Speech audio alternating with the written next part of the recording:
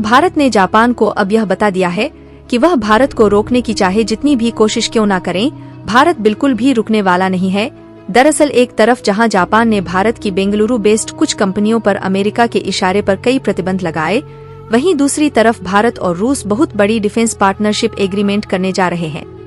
दरअसल आपको मालूम हो तो हाल ही में जापान की तरफ से भारत की बेंगलुरु बेस्ड कुछ कंपनियों पर सेक्शंस लगा दिया गया और इसका सीधा कारण बताया गया कि यह कंपनियां रूस की कहीं न कहीं मदद कर रही हैं। लेकिन जापान ने भारत की कंपनियों पर सेक्शंस लगाकर जहां भारत को रोकने की कोशिश की, वहीं अब भारत रूस के साथ ड्राफ्ट लॉजिस्टिक एग्रीमेंट करने जा रहा है, जिसके लिए रूस की तरफ से भारत को अप्रूवल भी मिल गया है। और इस एग्रीमेंट के फाइनलाइज होने के बाद दोनों देशों के बीच डिफेंस हथियार और मिलिट्री इक्विपमेंट का एक एक्सचेंज और भी ज्यादा बढ़ जाएगा। यानी कि एक तरफ जहां पश्चिमी देश और G7 में शामिल कंट्रीज भारत और रूस पर प्रतिबंध लगाकर रोकने की कोशिश कर रहे हैं, वहीं दूसरी तरफ भारत और रूस के बीच की दोस्ती और भी ज्यादा बढ़ती ही जा रही है। पूरी अपडेट क्या है इस वीडियो में समझते हैं, लेकिन आगे बढ़ने से पहले जापान के द्वारा भारतीय कंपनियों पर प्रतिबंध लगाना उल्टा उसी पर भारी पड़ रहा है। उसके लिए वीडियो को एक लाइक करके चैनल को सब्सक्राइब जरूर कर लीजिए, क्योंकि आपके लिए यह 1 सेकंड का काम है, लेकिन इससे हमारी काफी बड़ी मदद होती है। दरअसल भारत और रूस की बढ़ती दोस्ती ने दुनिया भर के कई देशों को परेशान करके रख दिया है,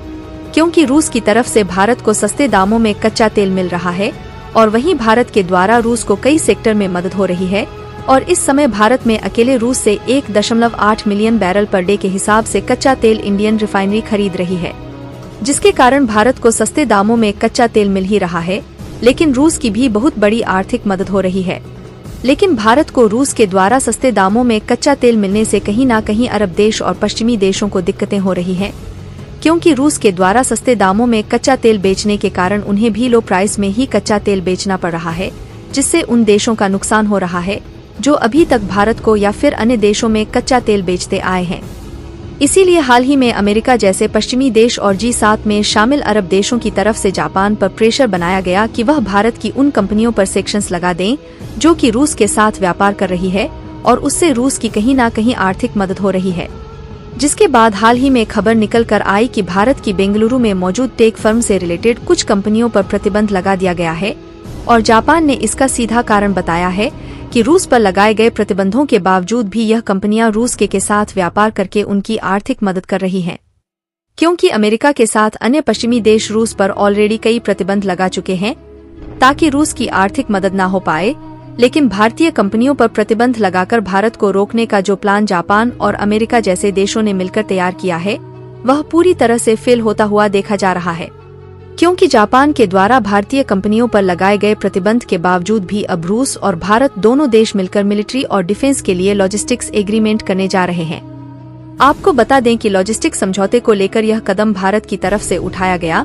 लेकिन अच्छी बात यह है कि अब इसके लिए रूस की तरफ से मंजूरी भी मिल चुकी है और रूस भी भारत के साथ लॉजिस्टिक्स समझौते करने के लिए तैयार है। आपको बता दें कि लॉजिस्टिक एग्रीमेंट भारत और रूस के बीच तैयार किया गया एक प्रकार का समझ है। इस समझौता के बाद भारत और रूस की सेनाओं को संयुक्त अभ्यास, बंदरगाह यात्राओं और अन्य सहमत गतिविधियों के दौरान डिफेंस हथियारों की सप्लाई करना और उन डिफेंस हथियारों में उपयोग होने वाले फ्यूल भरने के लिए एक दूसरे की सुविधाओं का उपयोग बिना किसी रुकावट के कर सकते हैं।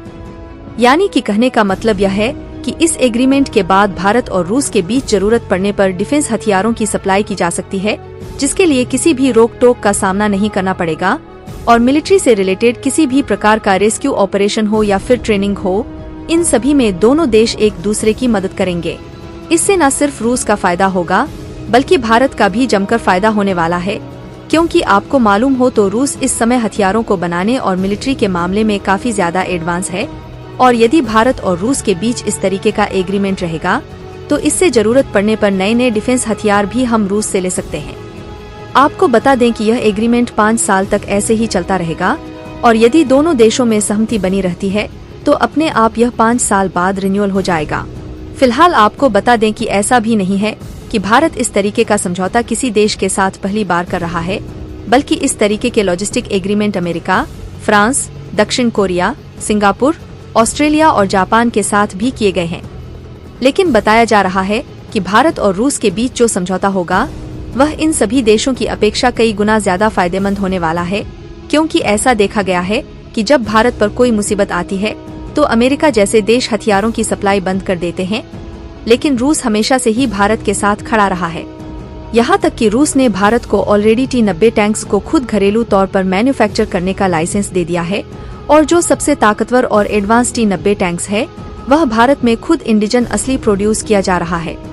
यानी कि देखा जाए तो रूस हर तरीके से डिफेंस के मामले में भारत का साथ दे रहा है, और भारत में रूसी टैंक बनाए जा रहे हैं, तो हमारे पास उसकी टेक्नोलॉजी भी इस समय आ चुकी है। इसके अलावा भारत की जो पिनाका डिफेंस सिस्टम और नेत्र मिसाइल है, उसे खरीदने के लिए यूरोपीय और साउथ ईस्ट एशियन देश अपने इंटरेस्ट को दिखा रहे हैं। दरअसल भारत की जो डिफेंस मैन्युफैक्चरर कंपनी है, जैसे कि DRDO और Hindustan aeronautic limited, defence export को बढ़ाने पर फोकस कर रहे हैं, क्योंकि डिफेंस हथियार महंगे होने के कारण इससे किसी भी देश की इकोनॉमी में बहुत बड़ा इम्पैक्ट पड़ता है। दरअसल इन देशों का भारतीय डिफेंस हथियारों की तरफ अट्रैक्शन के मेन रीजन को देखा जाए तो भारतीय हथियारों की क्वालिटी बेहतर होने के साथ साथ अमेरिका, फ्रांस और जर्मनी जैसे देशों में बनाए जा रहे डिफेंस हथियारों से कई गुना सस्ते हैं। इसलिए ज्यादातर देश भारत में बनाए गए डिफेंस हथियारों की तरफ अट्रैक्ट हो रहे हैं,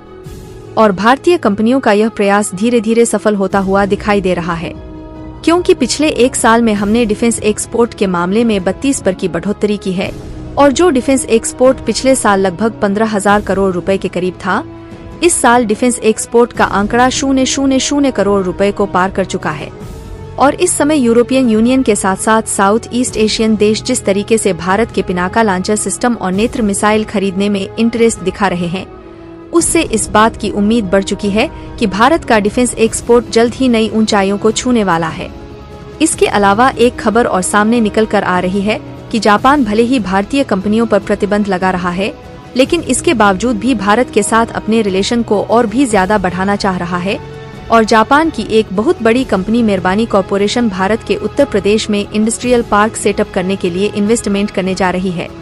फिलहाल आपको क्या लगता है कि भारत को रूस के साथ डिफेंस एग्रीमेंट करना चाहिए या फिर नहीं? अपनी राय कमेंट में जरूर बताएं, और इस वीडियो को एक लाइक करके अपने मित्रों तक शेयर जरूर करें ताकि उन्हें भी जानकारी मिल सके।